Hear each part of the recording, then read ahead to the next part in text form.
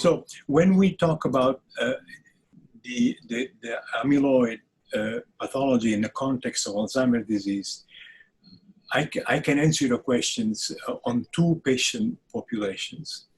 One patient population is the people with the genetically determined Alzheimer's disease because of mutation in the amyloid precursor protein.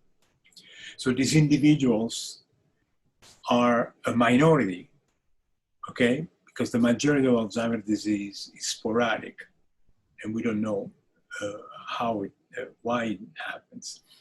Now, in the people who have a predisposition to Alzheimer's disease, there is evidence that amyloid, as is being produced, overproduced in the brain, okay, is being removed by the blood through vascular factors, vascular mechanisms, either because the amyloid kind of goes around the blood vessels and gets out of the brain through that place, through that route, or because it goes straight through the blood vessels and gets into the blood, and then it's being cleared. Now, in these familial Alzheimer cases, the problem is A-beta overproduction. So there's too much amyloid being made for the brain to clear it, all right? So it's like the water is, the drain is patterned, all right? It's working, the drain, but the water is turned up too high, all right? So the level tends to rise or not to go low, right? Now, in that case, amyloid having also an effect on blood vessel as it does on the neurons, all right? And kind of stunning the blood vessels, making them unable to work and deliver the oxygen and glucose and remove the waste, all right? It's going to promote the accumulation because in addition, although the vessels per se are healthy, all right, but the amyloid is making them unhealthy and unable to do what they normally do. And so it's going to facilitate the accumulation.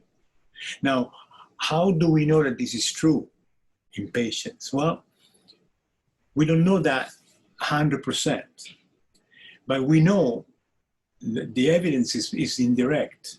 So if you measure blood flow in patients who are familial risk of Alzheimer's disease, way before they get sick, cognitively impaired, you already see a reduction in blood flow. So that suggests that there is something going on with the blood vessels before the brain gets really, really sick that you cannot remember things, all right?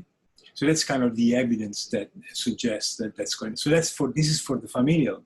Mm-hmm. Now, if you let's look now at your question in the context of people with sporadic Alzheimer's disease. Mm-hmm. That's the majority. Age-related. These guys are older. These guys, they're going to have diabetes, they're going to have high blood pressure, they're going to have all kinds of other things that come with age, all right? Now, in this sporadic group, the problem is not that the faucet is turning too high. The faucet is at the normal level, like in healthy individual, but the drain is clogged, all right?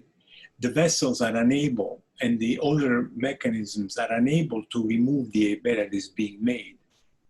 And the A-beta, though, is being made at a normal rate, not at an increased rate like in the familial form, right? Yeah. So in that case, one would suggest that it's even more important to keep the vessels healthy, because that's really what the problem is an inability to kind of drain, to remove the A-beta, to clear it from the brain when it accumulates. Now, all things that come with aging, hypertension, diabetes, obesity, whatever it is, that stuff is all killing the blood vessels. It's making the vessels unhealthy, all right? And so that unhealthy vessel is going to be less able to nourish the brain with oxygen and glucose, and to clear all the waste, the garbage that is being made, including amyloid. So there are two kind of different conditions, but in both cases, maintaining the health of the blood vessels, all right? So if you're a young person who's got a risk of Alzheimer's disease because, it's got this kind of mutation, I think stop smoking and taking care of your diet is going to help you too, all right? And then if you're a 55-year-old man who's hypertensive and diabetic, I think if you take care of your, co-disease comorbidities, you're going to be better off later on. So in both cases, there may be a case for helping the vessels to work well.